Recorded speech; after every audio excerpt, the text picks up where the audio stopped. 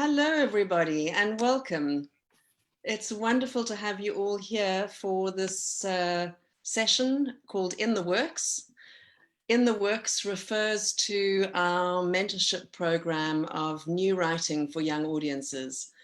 I'm Yvette Hardy. I'm the director of ASSITEJ South Africa, and I'm also the president of ASSITEJ, the International Association of Theatre for Children and Young People.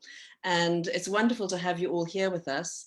I'm particularly excited because we've managed to persuade in a very short space of time the most fantastic group of panelists from literally across the globe. We've got our South African playwrights from this year's festival whose works will be premiered here at Virtual NAF. We've also got the winner of our last year's In the Works from South Africa, Selwani Makuku. But then we've also got our international mentors who come from the States, from the UK, and from Australia. So thank you so much for getting up early, staying up late, and being with us virtually in this conversation. It's wonderful to have so many people signed up. And we are also live on Facebook, so this will be archived, this conversation, and people will be able to access it later and have a look at it. For those people who are in the Zoom room, for now, if you're attending, you're on mute, but we hope to have time to have a chat with you. And if you have things that you'd like to say, please do put your hand up. You can find that function in the participant list. If you go to the bottom there, you should be able to find the way to put your hand up, a little blue indicator. But first of all, let me introduce my panelists. So this year at Virtual NAF, we have two play readings. We have Zwelicha and Little Fist, Big Heart, two new plays for young audiences, both aimed at tweens. And the writers of those plays are with us today. So Sanalisiwe Yekani for Zwelicha. Hi, Sanalisiwe, and Lereko Mofono for Little Fist, Big Heart. So you're going to get an opportunity to view their work as part of this festival. You won't get to see the full play. We're saving that for our In the Works festival in August, but you'll get to see the kind of highlights package, the 10-minute edited down version of the play, and get a sense of what this new writing is all about. So that's going to be part of this festival, and we really are excited about that opportunity. For us in ASSITEJ South Africa, it's been one of our main goals to ensure that we get new plays on our stages for young audiences. And this has been something that has been a mission from when we started in 2007. One of the early programs that we introduced, and which was a very important program for us, was something called Inspiring a Generation. And Inspiring a Generation was inspired by an ASSITEJ program called Next Generation, when we realized that there weren't very many African participants in Next Generation, and we wanted to somehow spread the love and get more people involved and get more people excited about making work for young audiences. And so ASSITEJ South Africa started this Inspiring a Generation, and it was really a space in which to get younger writers and directors excited about making work for young audiences, and then to assist them to do that. So that's been a long process, and I'll tell you a little bit more during the chat. But along the journey, we've had various iterations of this kind of incubation process of really trying to work with writers to develop work. And after our very successful Cradle of Creativity in 2017, which was also the World Congress of ASSITEJ International, and the first time that ASSITEJ had been able to hold a World Congress in Africa, we realized that to look to the future, to keep the kind of excitement going, and to ensure that there would really be important, accessible, engaging stories for young audiences on our stages and in our schools, we would need to not end there, but in fact use that as a jumping off point. And so what we've now worked into our strategy is a kind of a 2-year rotation around incubating new work, which is called In the Works, and then showcasing that work at Cradle of Creativity, which has become an independent festival held every second year. So in 2019, we were able to, at our Cradle of Creativity, we were able to showcase the latest play, which had come through this process of incubation and international mentorship. And that was Selewani Makuku's play De Paulo, which she and Ginny Manning wrote together. And she'll tell you all about that story a little bit later. So welcome, Selewani. Selewani is known as Lalu, actually, and she prefers to be Lalu in these artistic circles. And Lalu is also now our chair for ASSITEJ South Africa. So it's really a great privilege to have you with us here today, Lalu.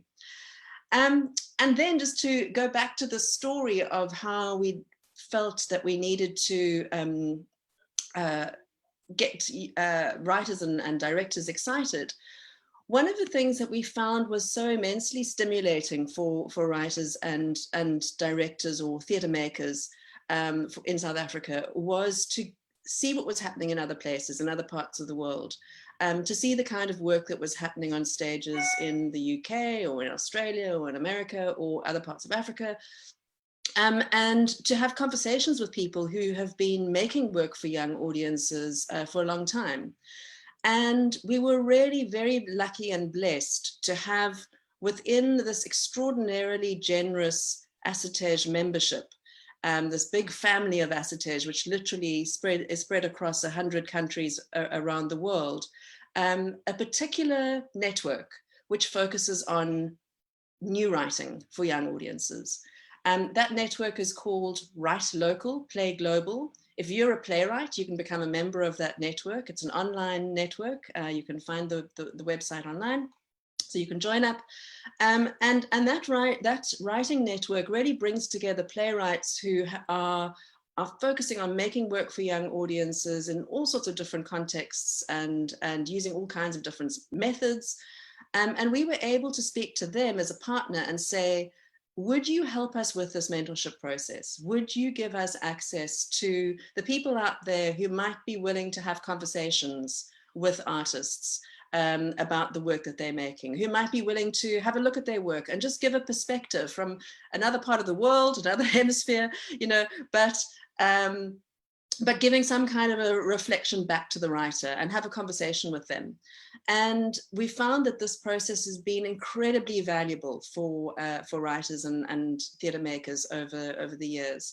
And so I'm really thrilled to have the mentor for this year's In the Works program. We currently have 10 plays in the works. So these are just 2 of the 10 that we're focusing on right now. But the mentor for the whole program this year is Reeves Collins, who comes to us from the USA. Welcome, Reeves, thank you so much. And he's put together a fantastic panel of mentors from different parts of the world, and they are also with us. So Sandy Asher, also from the USA, Kevin Dyer from the UK, Fraser Caulfield from Australia, and they've all been involved in mentoring and working with the playwrights in this program. So that just gives you an idea of who we are and what we've been doing. And what I'd like to do to kick off today is to ask Lereko just to reflect a little bit on what has really supported him as a writer over the years. Lereko has been involved in various processes within what ASSITEJ South Africa has been able to offer.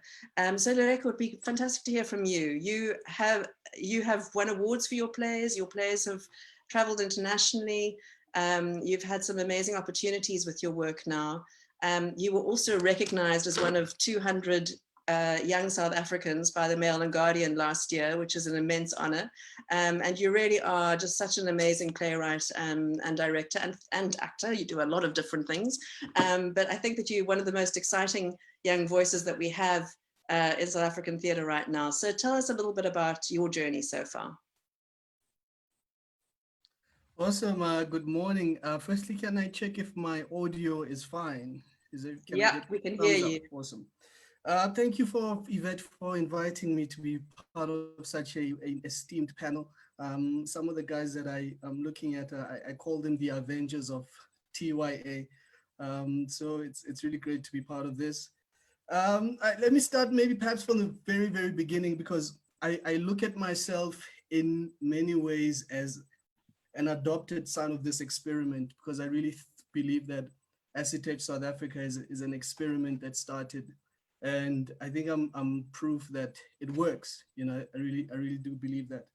I started in 2012. So how it starts with with a lot of us is, it started with a really, really bad show that I happened to write, direct, do the lightings for, stage manage. You know how it how it is when you're a 19-year-old trying to make a name for yourself in this industry. So it was a really, really terrible show. And it was so terrible that one of the members of ASSITEJ said, hey, you know, we've got stuff that can assist you to get this thing that you're trying to do much better. And that was Kyla Davis. So I really thank her, because I was fresh from high school, tried to get into film school. It didn't work out.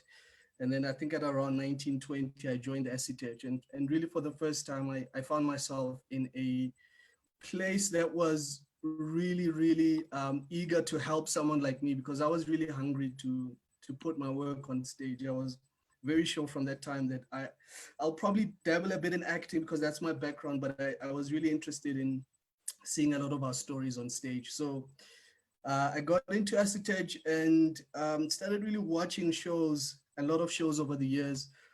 But I think really the turning point was Inspiring a Generation of 2013, and Yvette spoke about it. Yvette selected me for Inspiring a Generation. And what that entailed is that they picked 4 young playwrights to travel to Paris, France, to develop some of the works that we already started writing. So you can imagine, I think I'm 20 years at that point. I've never even been to Lesotho, you know, and I'm taken abroad to go meet a lot of distinguished and experienced playwrights. And in many ways, I felt undeserved of the opportunity, but I realized, that's why I call it an experiment. I realized what Yvette was trying to get me to understand, and that was to understand that this field is developed all over the world, but African playwrights, if we look at the amount of stories that we were able to incubate in this country, I don't think there's any other continent that can really touch the amount of stories that we have and that the young people can tell in this country. So it was just to go there and to see the landscape of this medium, because it was huge. I remember when we got to France, we met a couple of playwrights, and a lot of them were already published. And so I looked at the amount of francophone plays, because we were given a lot of anthologies when we came back. And I said, man, I haven't seen something like this in our country. So at that point, I think I had decided to really devote my life and my craft to creating stories for us here in South Africa. So it was Inspiring a Generation. Out of that, the fruits of that was my first play called Narrative Dreams. It was really a play about these 2 boys. One of them grows up in the rural areas of South Africa, and the other one grows up in the city. 2 Black boys, same color, same skin color, but different backgrounds, different worlds. And I was interested to tell it because I had a friend of mine who I grew up in here in South Africa, in Vereeniging, who was Black like me, but couldn't speak his mother tongue. So I was interested to investigate the amount of Black children who grew up in post-apartheid, who are unable to speak their mother tongue, and what does to them and their identity. So we managed to put together this show with the support of ASSITEJ, and it did really well. We went on a national tour for about 5 years, and it really opened up my understanding of how this thing works. So, and then it led to, that was my first ASSITEJ program that I was a part of, Inspiring a Generation. And then in 2016, yeah, it brings a smile to my face. In 2016, I was selected to be part of the Kennedy Center Writers Intensive, which for me, a lot of people remind me of what I used to say when I came back from the Writers Intensive. So what happens in the Writers Intensive, we never had this in South Africa. I don't think up until in the works, if this has ever happened, Yvette can correct me, but a Writers Intensive is that you're selected as part of writers. So we had 4 South African writers. We had writers from Korea, we had playwrights from the US, we had playwrights from Botswana. So it was just really a couple of international countries. They put these playwrights in one hotel, and back and forth every day. You travel to your university. You're given a team of really a production team. You're given two directors, two stage managers. You're given a group of actors. You're given two dramaturgs. I remember we had an international dramaturg, and we had a university grad student who was also a dramaturg. So you had this team of writers who were paired with you to help you to get this play of yours to become something that can be put on stage. So it was a 2-week process that started at the University of Maryland that then went to the Kennedy Center. And I remember on my birthday that year, I wrote for about 16 hours out of a 24-hour period, because what happens is you have to write what the actors are going to show you the next day. So every draft was changing dramatically from day to day. And I remember when I came back, it was for the first time I felt like I went to the Kennedy Center, a theater maker, but I came back a playwright. So it gave me the opportunity to say, now I'm a playwright based off of that experience. So I grew up in leaps and bounds just in those 2 weeks. What I was able to understand through a lot of mentors that were there, we had someone like Robert Shenkan, I think, who does a lot of television as well.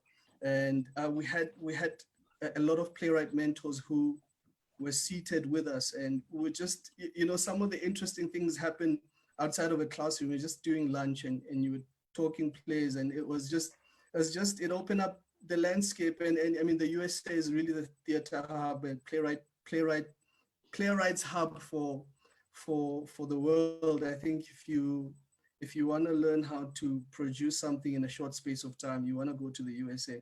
I don't know if someone like Fraser would correct me for that, being from Australia, but but it was just a crash course that enabled me to come back and say, I'm going to start writing 3 plays a year.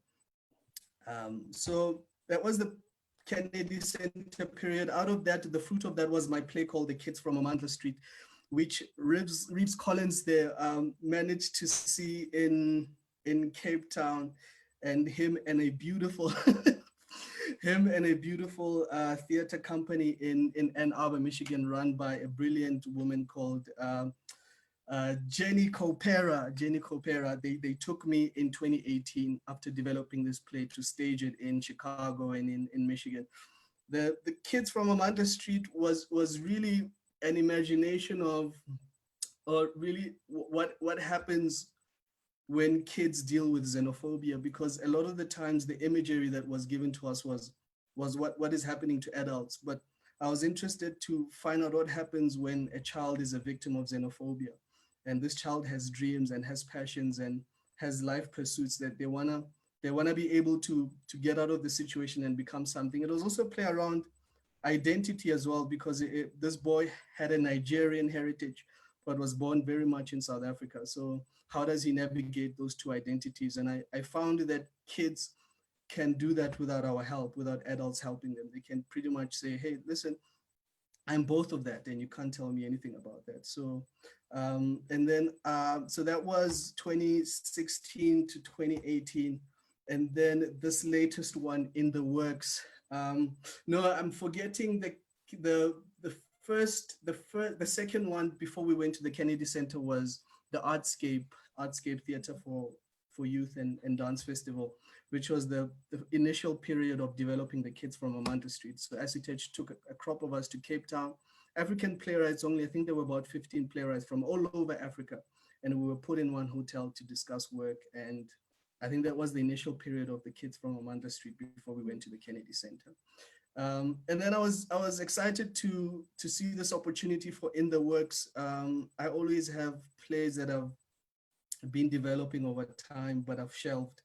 So I was interested to unpack this play called Little Fist Big Heart, which is part of the festival this year. It was an interesting process with this current program, because I was given the mentor by the name Fraser Caulfield, who is there. And I remember how weird our first session was, because it was just one of those odd situations where he felt like I had written a very strong draft.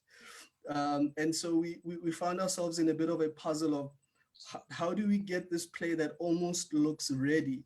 How do we get it to become better?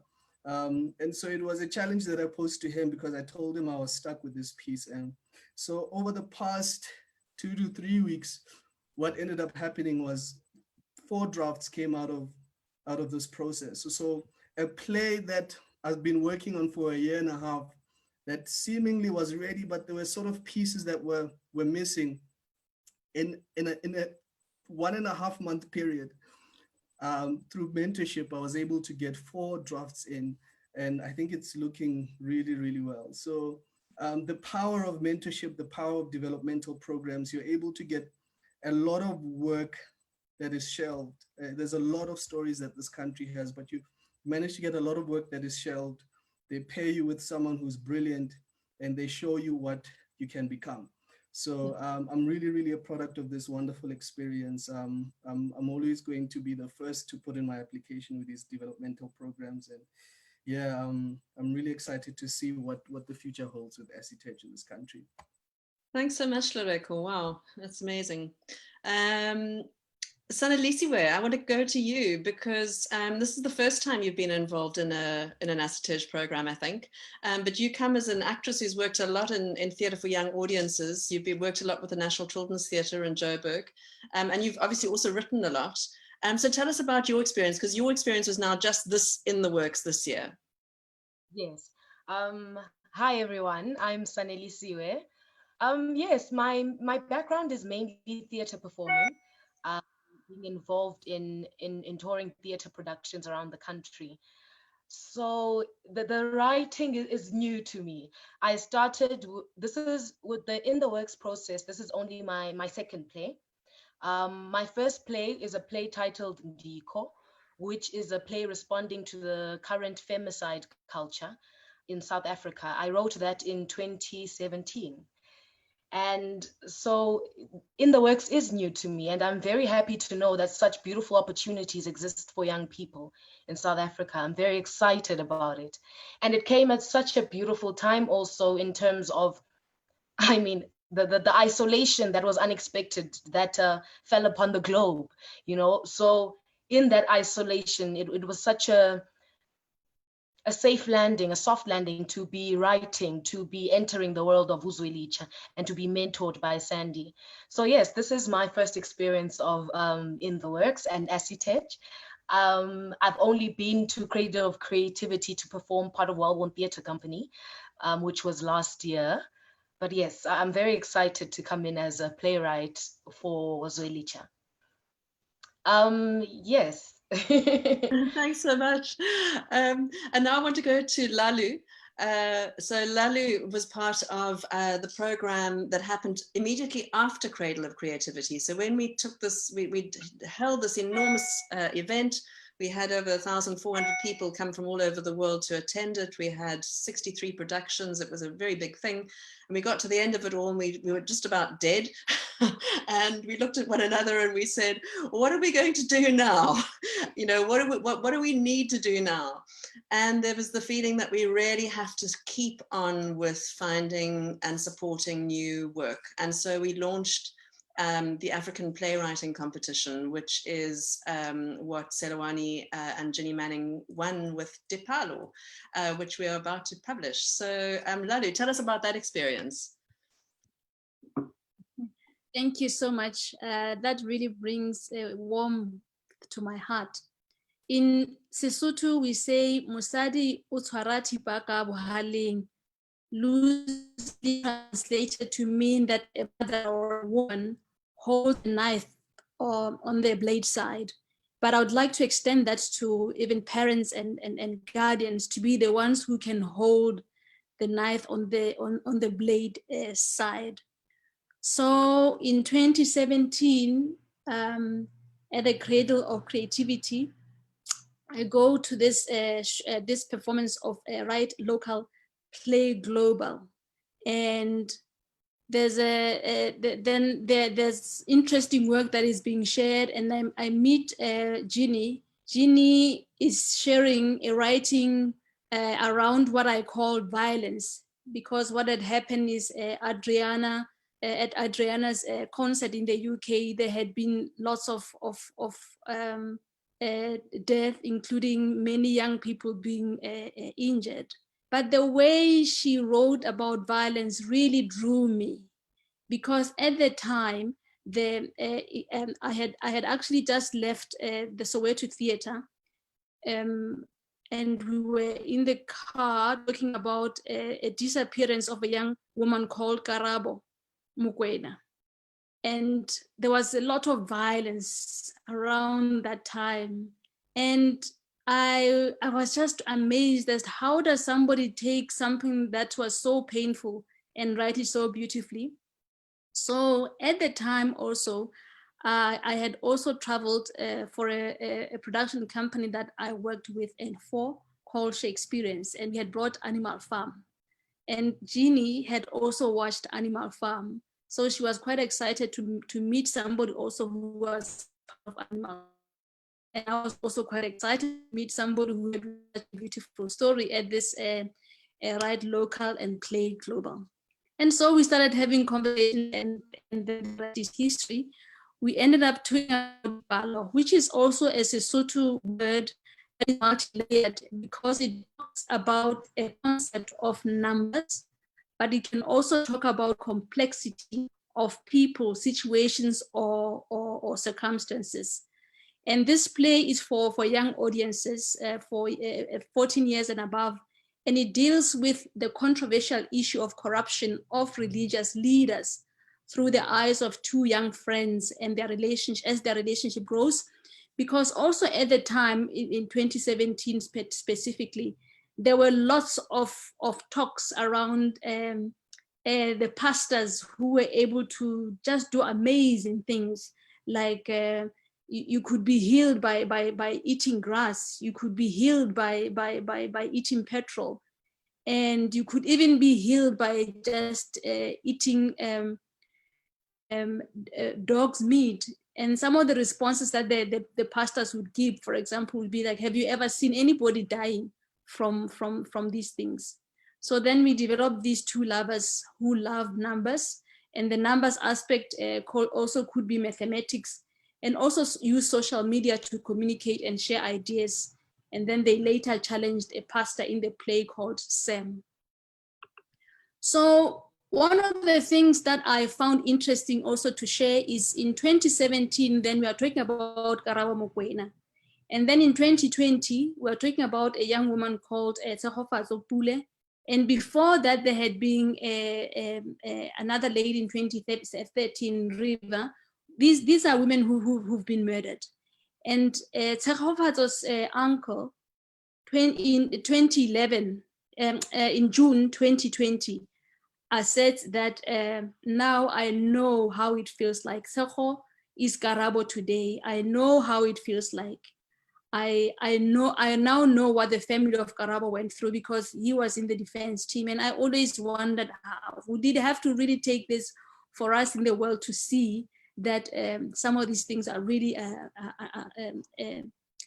unjust.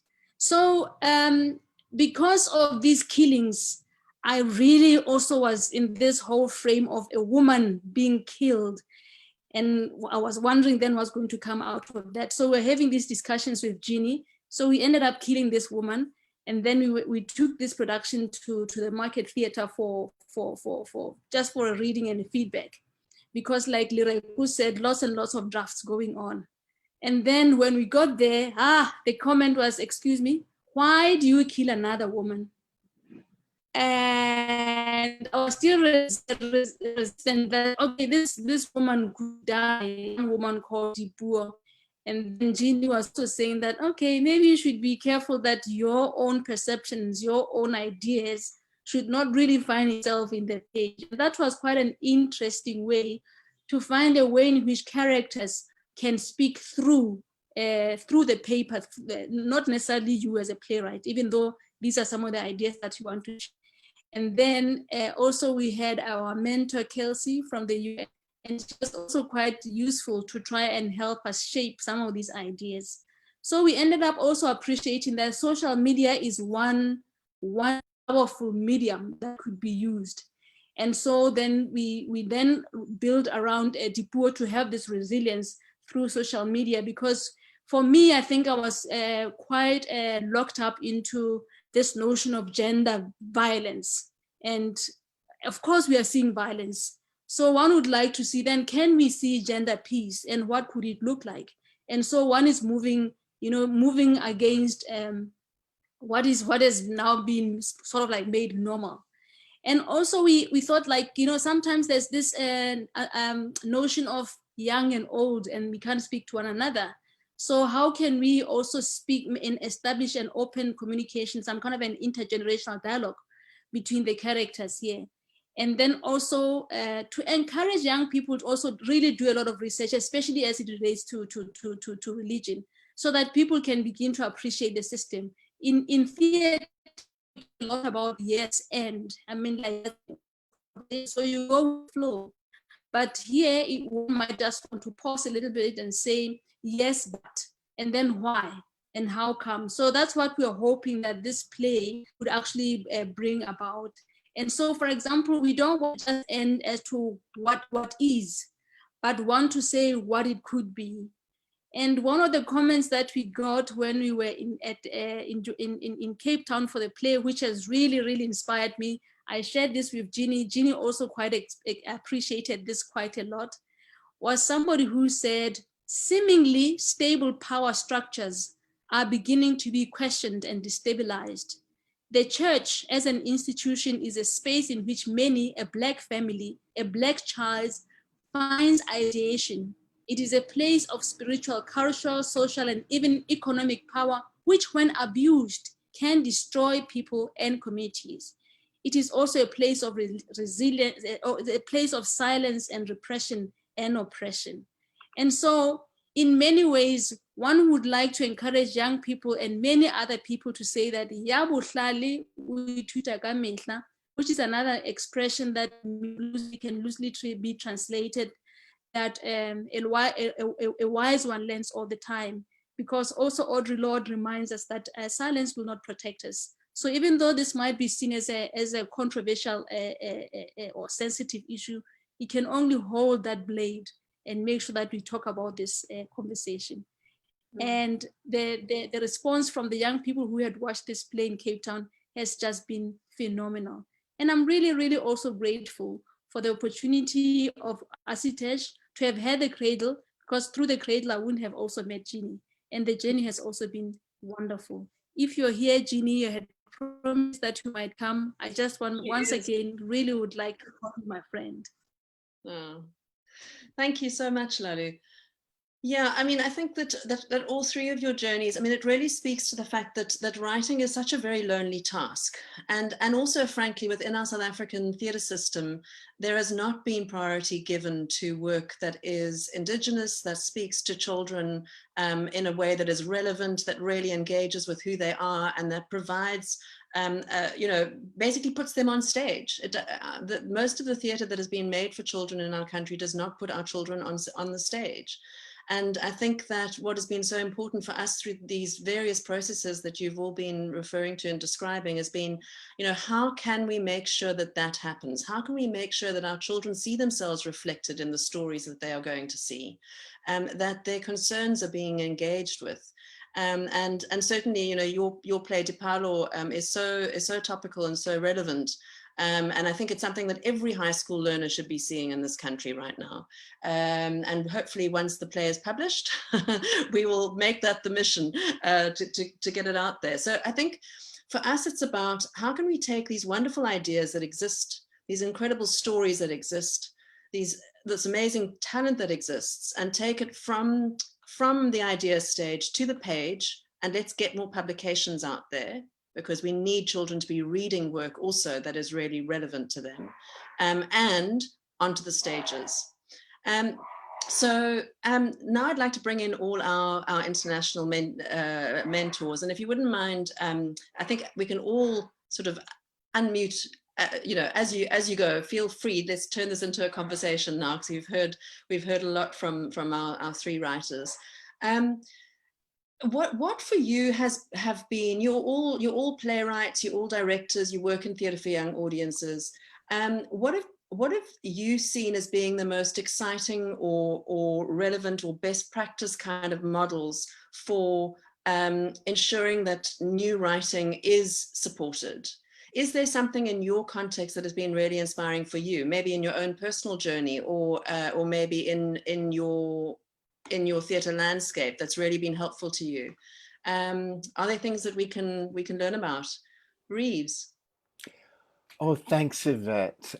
The playwrights are so eloquent. It was thrilling to listen. And this whole work begins with the premise that writers are important people. And if you want to make a difference in the world, support a playwright. I've heard this process described as a small, vibrant yes in the middle of an enormous no. And I think it is great to find mentors who are here to support the yes. And it's a delicate process because these mentors are experienced writers themselves, gifted, award-winning writers, but they understand that plays are not written by committee, that only a playwright can write a play. And sometimes what the mentor does is ask gentle questions or provide framing or support or just be a listening ear to the writer so that this small yes has a chance to blossom and grow. Thank you. That's how I start a conversation about that. Thank you. Sandy. I would just like to add to that it is so important that the playwright with the new play who's participating with a mentor be receptive to listening and considering, not always using, you make your own decisions, but at least listening and considering ideas and questions and suggestions. And that doesn't always happen. And I was really very impressed working with Sanelisiwe, that she was always open. She found her own way to use our conversations, and that was important too. She's mature enough as an individual to be open and then to make her own decisions. And I'm not sure where in the selection process we address that, but it's very important. Thank you, Sandy. Kevin, you look like you wanted to say something. I just remembered hearing people talk, and thank you for talking about your work and your plays. It was fascinating.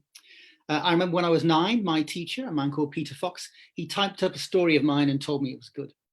And I didn't know how important that was, that little yes. I didn't know how important that was until probably 30 years later. We're obviously living at a time where there's a big no going on, isn't there? But oddly enough, trying to see through that. I know in the UK, there are a lot of young theatre makers making work for young people. And I think one reason for that is that in the drama schools and in the FE colleges, a lot of the performing students, they do devising and improvisation and playmaking and take it into schools. And I think that, that happens at Rose Bruford, it happens at many, many drama colleges. And I think that is one of the key movers, apart from funding from the Arts Council England, one of the key movers in making young theatre practitioners and young theatre makers realise that there is a place to make work in schools and for children. It's really important, and I think we are alone as writers, but we are so dependent on those producers and on those teachers who support work for children and on those theatre companies. We are both the top of the food chain and the bottom of it, aren't we? Thank you. I mean, I think that for us, what's been really important in all these processes we've been describing has been that engagement directly with the audience as well. And I think that it's actually something that the Theatre for Young Audiences community does better, frankly, than the rest of the theatre community, in that they really do develop work with an audience in mind and with that audience as a partner in the process. And so many of the processes that you've been hearing about have also included these moments of sharing the work with young people. So Loreko was talking about the festival that happened in Cape Town at Artscape before he went to New Visions, New Voices in the States. That festival was basically a space where about 120 young people from all over South Africa and all over Africa, that we had, I think, 5 or 6 different African countries, send young people to be part of this residency for a week, where they were involved in reading these new plays. There were 15 new plays, doing workshops, doing play readings of the plays, giving feedback to the plays, talking to the writers. And it was an amazing engagement with these young people who really helped the writers to see the work afresh through their eyes, and for them to really understand what was landing and what wasn't.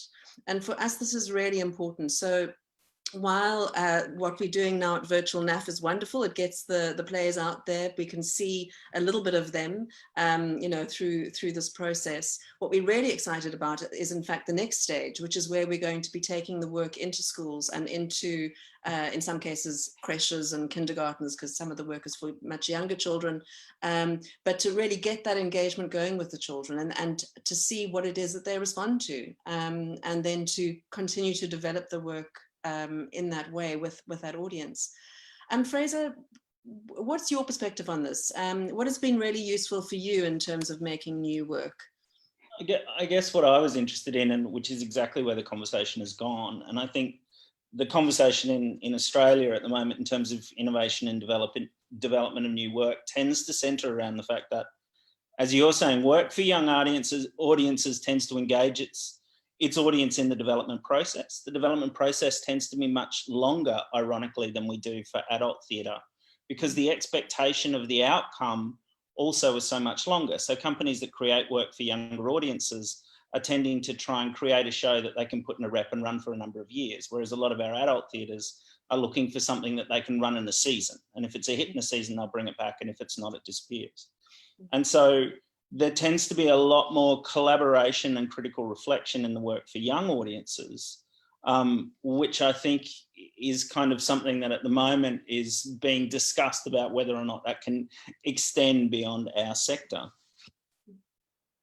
Yeah, thank you. And then, of course, here we are sitting in a time of COVID.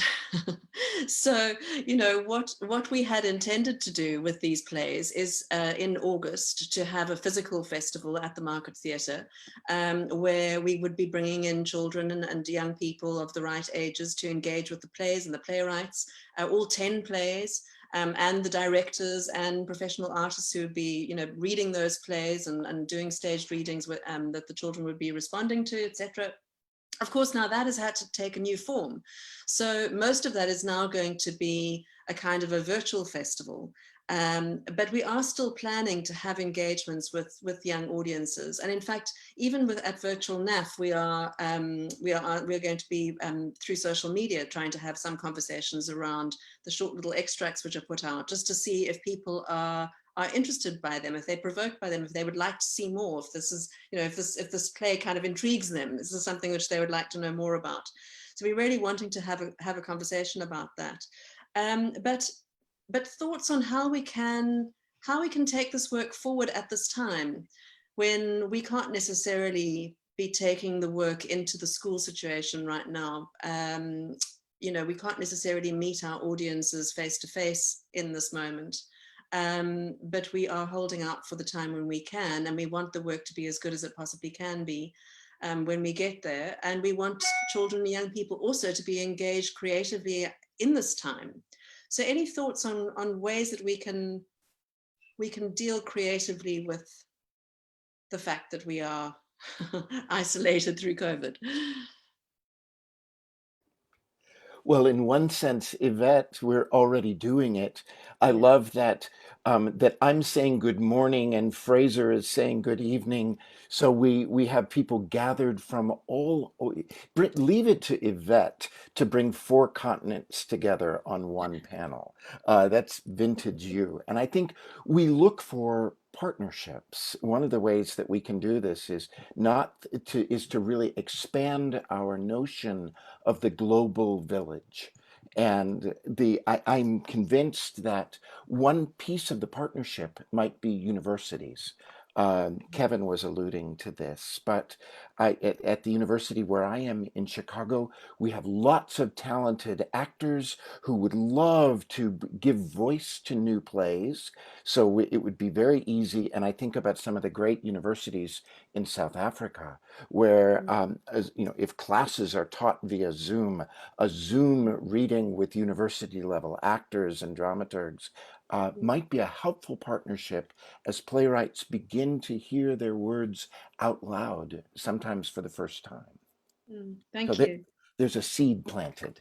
Yeah, absolutely. And in fact, that's already happening, because part of our In the Works in August, from the 10th to the 24th of August, will be in partnership with Drama for Life at the University of Witwatersrand.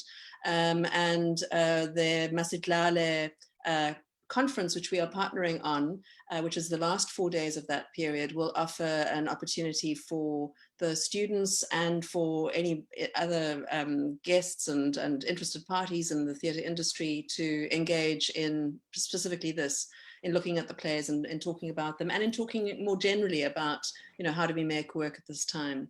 But yes, I agree with you. I think those partnerships are really, really crucial.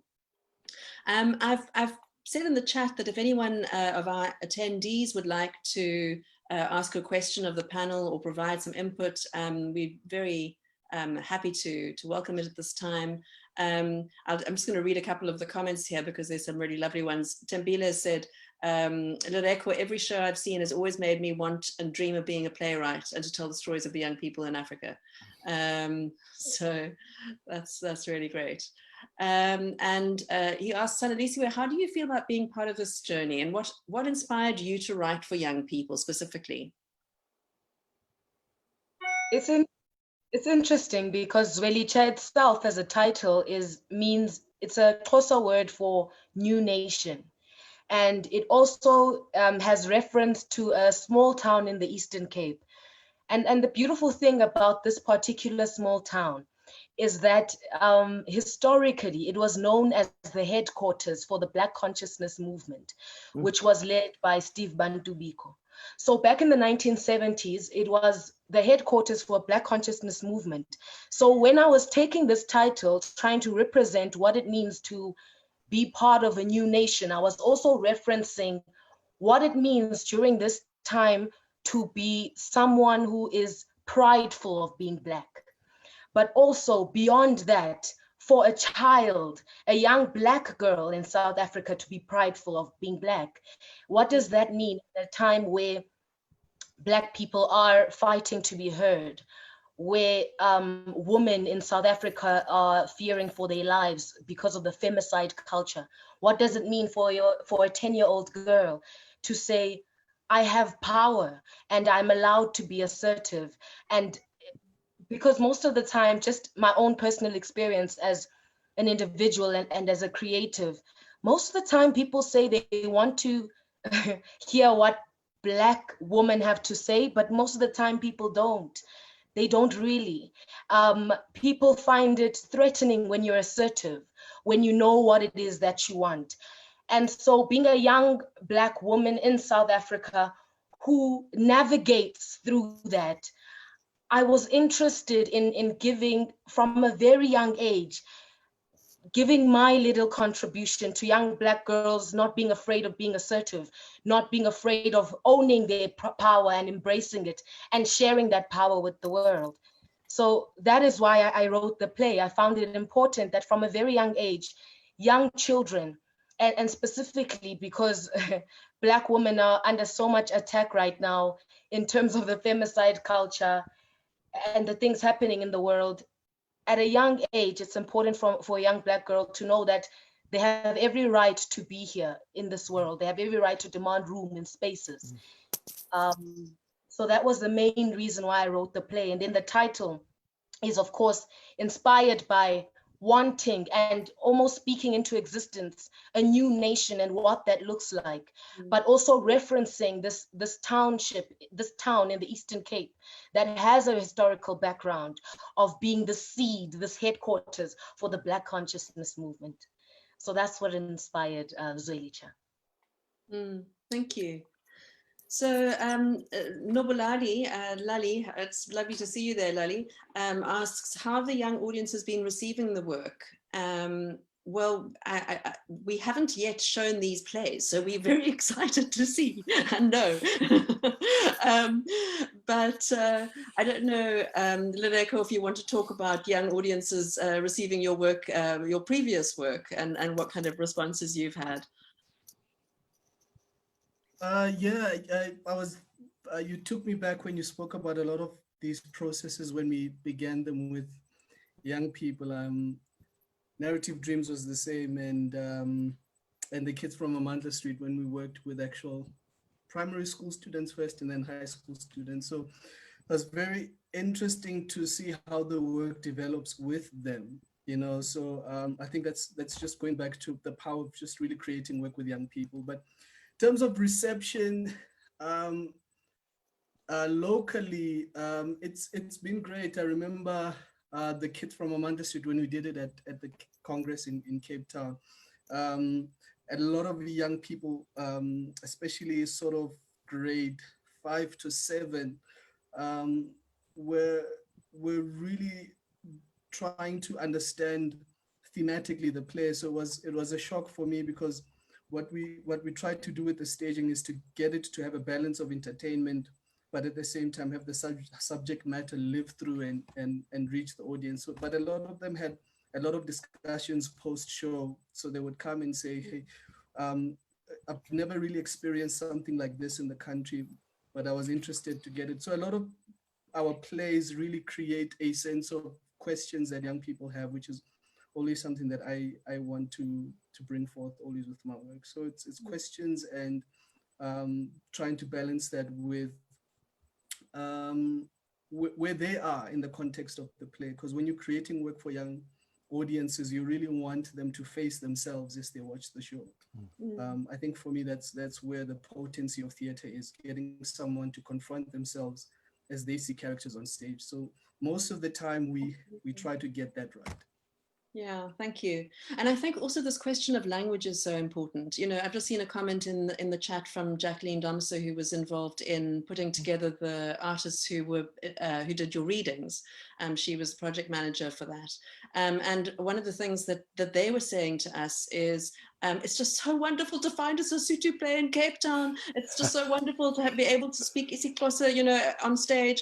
There was just such a sense of engagement with the work because it was reflecting culture, language, and background.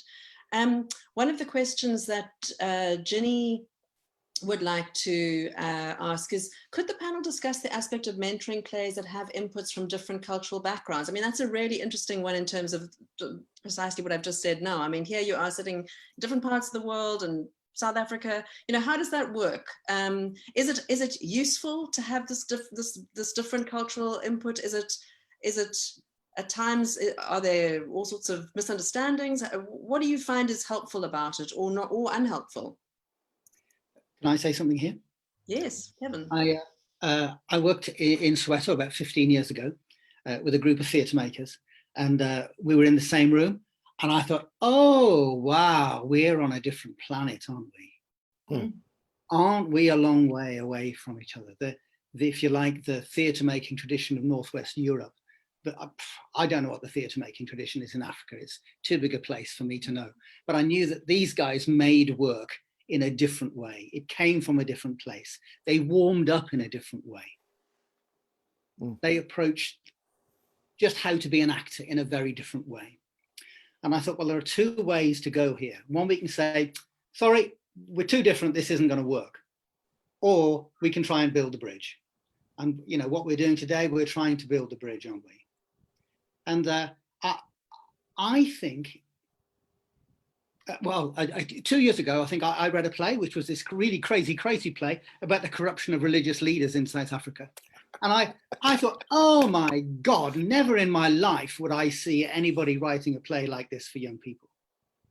It's just, you would never see it in Britain. You know, over here, to be honest, there's a long history of political and money and sexual corruption by the institutions of the church, but we would never dream of writing a play about it for children. We just wouldn't do it. And I thought how fantastic that was coming from, somebody writing somewhere in the world. It's great that we're different, isn't it? But I think we can talk about anybody's play, because what we're about as mentors or dramaturgs or whatever, was all those things about how you write a good play still works. It doesn't matter what it's about or where it's set or its context.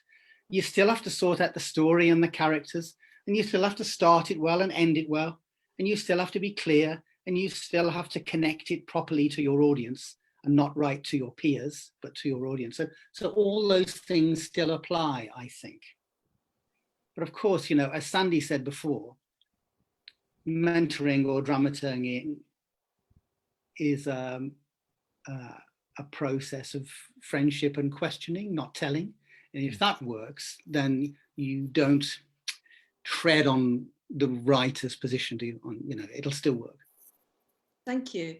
Jacqueline has her hand up to say something. She's one of the attendees, but also was the project manager for the play readings. So Jacqueline, are you able to unmute yourself? I'm not sure if I am. Yes, can we you can hear me? you. Yes. Oh, excellent. Hello, everybody. So lovely to see so many wonderful faces. I think one of the things I think I wanted to speak a little bit about how important mentoring and developing new plays and supporting playwrights is for the community of artists. How just being in the space with the artists as they were, the young directors and the young actors, most of them quite young, working on Sanelisiwe's and Lareko's plays this year, how excited they were to be working with a really good play, and how excited they got with the privilege of being able to work with a really good play. So I think just wanting to reflect a little bit about how important this drop in the ocean is, and that it's not just the audience, the young audience who are going to experience it, but also the actors, the directors. In fact, Sanelisiwe's play was directed by a first-time director, Sanda Khilitiana, is an actor. She's been an ASSITEJ member for a long time. She's worked in TYA. She's a puppeteer. She's developed work for young audiences as part of a team of devising work. But this was the first time she directed a play, and it was also just such an exciting moment that this opportunity that ASSITEJ was creating isn't just an opportunity for the playwrights, but for that ripple effect of all the other people who are involved in the process. And I'm not sure that was a question, just a point. Thank you, Emmett. No, wonderful. And I think it really speaks to this fact of building a community, and that we can feel stronger. And listen, it's difficult to be a playwright. It's very difficult to be a playwright, because in South Africa particularly, the only way that you can get your play produced, generally speaking, is if you can somehow convince someone to give you funding. And to do that, you've got to go through all sorts of awful processes. And there aren't a lot of platforms. But I think that creating this community of writers and directors and actors and people who care about making good work for young audiences, which is both a local community and also an international community, makes us all stronger and makes us feel like we're not so very alone in pursuing this. I also wanted to talk about this thing of publication, because I think it is so important that we get our plays out there. And I'm really excited that Tapalo is about to be published, and we'll be able to give people the physical copies or the online copies, depending on how you order it, probably in August at the In the Works Festival. But one of the outcomes of some of our previous plays has also been that some of them, not all of them, but some of them have been picked up for example, set works by the education department. So, for example, one of our early Inspiring a Generation incubations was in incubation years. John Keevy wrote a play called Get Kraken, and Get Kraken became a set work for grade 9s, and that's now the play that children read at that level. And in my experience at school, we virtually never read anything that was South African if it wasn't Fugard. I think the Fugard was the only South African writer that we kind of encountered. And I just think that we have to have South African voices being studied by kids in schools. That they should come to theatre through a South African play, not through something else. Then they can get excited about the rest of the world. But so I'm really hoping that Sanelisiwe and Lereko, you're going to be writing the plays, or you have already written the plays that will be the set works for the coming generation to read. But I think that that's an important area as well. Is how do we get these plays published? How do we get them out there so that people have examples to read of what's appearing on our stages? Theatre can be so very ephemeral. Also, I think we have to change the culture of reading plays. They're virtually unread. Hardly people will read a novel, but they won't very often read a play script. I know Methuen in the UK, they make and publish play scripts for young children in primary school. And I think we have to make them accessible to young children, so they start to read plays and can put them on in their classes. And so they have to look beautiful. They have to look as good as picture books. And similarly, when we produce plays, they have to look as good as novels on the shelf. Yeah, wonderful. And I would say if we can infiltrate schools, if it's the opportunity for young people to see themselves in the story, I don't know if it happens so much in your parts of the world, but here we submit children and particularly teenagers to reading plays that were written for middle-aged, middle-class audiences, and ridiculous amounts of Shakespeare. And if they could actually pick up, and the first plays they read are plays that are characters of their age, speaking a language they understand, dealing with issues that they're dealing with or relate to in their lives, then their perception not only of the story, but of the art form itself, I think will evolve. And I think that's where it gets really exciting. And then they start to put themselves into stories, and then they start to want to write stories or create their own stories, and it gets momentum of its own. And it invites us to ask the question, what is the cost to a generation of young people if they never see themselves reflected in the plays that they're reading or seeing? I was talking to an African mother who said, at our school we did Annie. And I said, oh, they did Annie. Yes. Or she was disheartened. And then what are we doing next year? Shrek. And what happens to children who see Annie and Shrek and pieces that have come from other parts of the world, but who never see themselves? What happens if you look in a mirror and you're invisible? I think there's an enormous cost to consider. And the work of these playwrights is so important. Yeah. I'm hearing a public relations issue here. We have to somehow convince people that these stories are important. We know why Annie and Shrek are important here in the United States, and I guess in Africa as well. They, as we say, put butts in seats. They sell tickets and they make money, and theaters have to pay their artists, they have to pay their rent, they have to pay their repairs. And we have the same problem here, that the more intimate plays, the more unusual plays, the distinguished plays of the American Alliance for Theater and Education are not produced because they are not familiar titles. And I think maybe part of our job as being in organizations where we have the power of the group is to do the public relations work to show that these things are important and need to be included. Absolutely. So I think that's a good place to end, is that we all need to go out there and advocate for new plays for young audiences, for supporting those plays to publication, supporting those plays to the stage, supporting those plays to become a part of the fabric of our culture and of our being, and to nurture the children and young people who are coming through them, and who are meeting the world through them, who are getting to understand themselves through them. And I want to just thank all of you so much for being part of this conversation today. It's really been fantastic to have you all here. And thank you, Lereko, thank you, Sanelisiwe, thank you, Lalu, for your beautiful work. ASSITEJ South Africa is behind you. We are going to do everything we can to ensure that your work gets seen, gets heard, gets experienced, gets felt, gets remembered. So thank you all for being with us. And you need to get to virtual NAF to download those super trailer versions of the play readings of these two fantastic plays. So everybody, please do go and have a look at the plays. We'd love your comments, your feedback. Come to our Facebook page where we'll have some more conversations about this. And thank you everybody, all the attendees and all our guests for being with us today. It's been really lovely to have you here. Thank you and goodbye. Thank you, goodbye.